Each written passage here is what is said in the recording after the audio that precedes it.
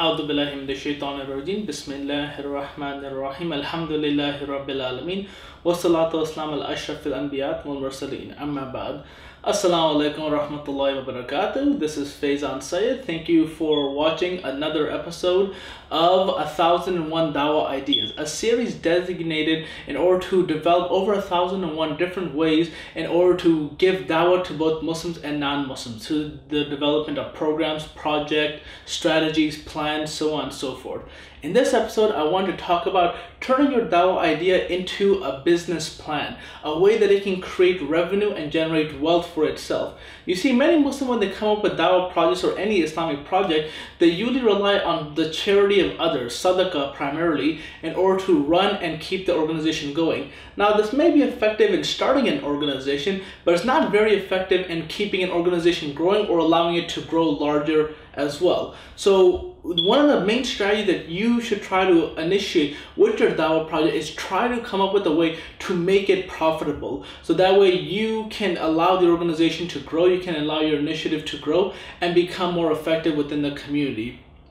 I was reading recently Forbes, and in it they gave about 7 ideas on strategy that person can use in order to get their idea from a concept idea into a full-fledged realistic program. So with that, I'll have to go over these 7 strategies, and inshallah, let's get started. Number 1 is figure out what problem will be solved with your initiative, with your Dawah project. What problems are you going to solve? And try to focus that as much as you can. Many times when we think of Dawah project, we think of we're going to give Dawah to everybody, everywhere, and teach them everything. Well, that's not very effective. Rather, what you try to do is think specifically what group or what type of person are you going to give Dawah to? What are you going to educate them about? You want to teach them about Islam, but what about Islam specifically? What group specifically are you targeting as well? So of course, first and foremost, figure out what type of problem you are trying to solve within that group of, within whatever your project is. And the more specific you can make it, the more effective you will be in order to focus your ideas and get the project off of the ground. There's a quote that says, all successful companies, products, or services enhance the lives of their customers by eliminating a problem. So what problem is your Dawah project eliminating? Number 2, find your market. It's easy to get caught in the daydream of starting a new Dawah program or a Dawah project. But really, again, try to focus on specifically who are you going to try to serve with your Dawah initiative or Dawah project. What group or what market are you reaching out to? Is it the Muslim community? If it's the non-Muslim community, is it the Christian community? Are there people who are atheists? Are there people who are younger, who are older, who are in retirement homes, who are going to colleges? And try to figure out that specific market. Once you understand market, then it's easier to do research on that particular market to see whether they will or will not benefit from your project. For example, if you want to sell Islamic CDs, you have to think about who is speaking on these CDs and what type of person will want to listen to that individual.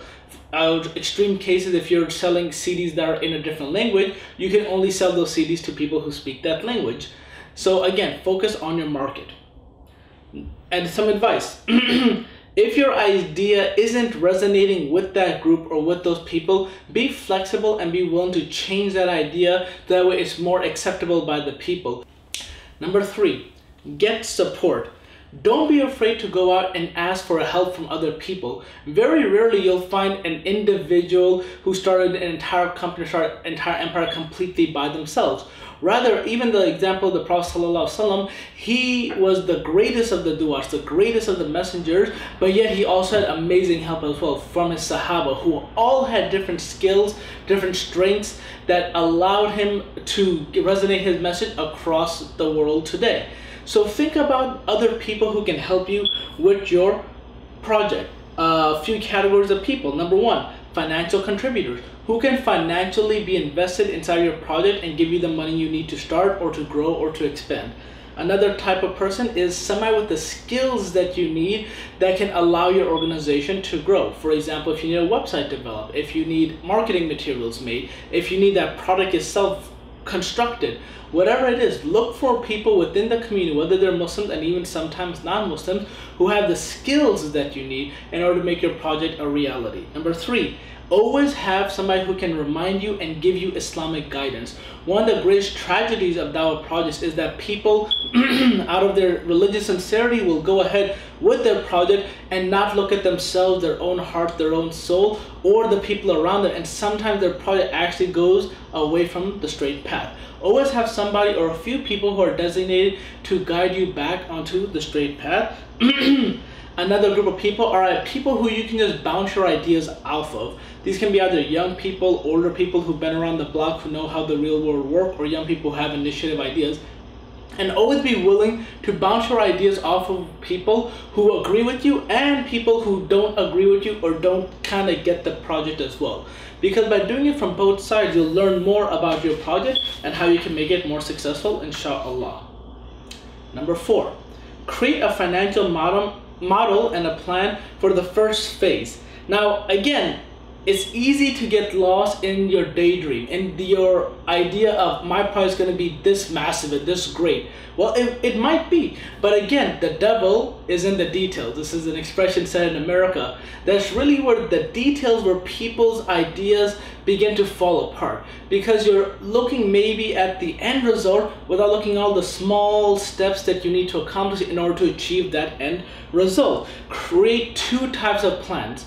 The first plan is a bottom-up type of plan.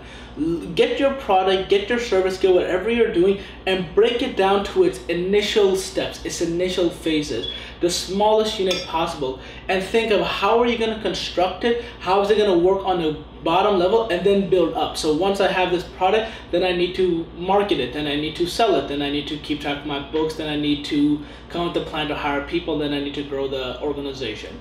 Come up with a bottom-up plan, and then once you have that bottom-up plan, reverse it and create a top-down plan.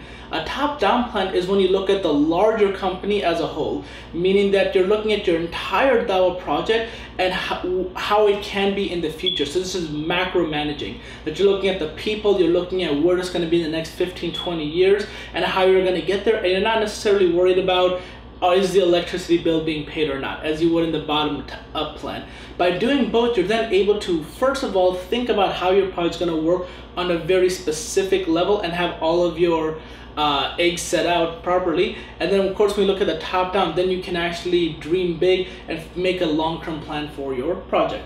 Number 5, find out your funding sources. Any good idea needs initial funding. This can of course be from yourself if you're independently wealthy. Family and friends are a second good source to rely on. And then of course the generosity of investors, angel investors, members of the Muslim community who are wealthier also. And be willing to create this business model, this plan, and present it to them and have realistic expectations of what they can expect out of it. If you give me $5,000, I will then be able to present the Islamic concept of who is Allah subhanahu wa ta'ala to 300 people. How? Because of this. And really, when you come up with these types of plans, try to make it as detailed as possible, but don't get lost in the details. Make sure that the person believes in what you believe in, and because they believe in what you believe in, then they'll contribute to your cause. Number 6, get started with your project. Many times people will come up with a great idea, will initiate parts of it, talk to people, tell their friends, tell their families. They might even raise some funds for it. But yet for some reason, because they don't have 100% of what they need or what they think they need to get the best product, they stop somewhere in between. Oh, I don't have a good enough computer. Oh, I don't have a masjid yet. Oh, I don't have whatever. People come up with excuses. And what you want to do is you want to create an MVP, which is a minimal viable product. Meaning that with the resources you have, what can you create? What can you develop and get your program started? And not wait for the greatest, best, most complete project, because that may or may not ever happen. So of course, my recommendation is once you're at a stage where you think you're ready, go for it and get started. The most important is always put your trust in Allah subhanahu wa ta'ala and stay positive. Allah subhanahu wa ta'ala tests every single person. He tests the Messenger of Allah sallallahu alaihi wasallam with tragedy, despair, heartache, war as well. He tested all the prophets sallallahu alaihi wasallam. He tested them in ways that if you and I were tested, perhaps we will lose hope. but yet this is the way Allah subhanahu wa ta'ala ensures that you are sincere about your project. So when you come up with tests, trials, tribulations, failures, realize that if you continue to trust in Allah subhanahu wa ta'ala, all of these are actually tools in order to give you success. And remember, just by having the religious sincerity, the conviction, the niyyah of wanting to make this project successful, Allah subhanahu wa ta'ala will bless you, reward you, guide you, and forgive you. Inshallah, I hope this has been beneficial. Assalamu alaikum wa rahmatullahi wa barakatuh.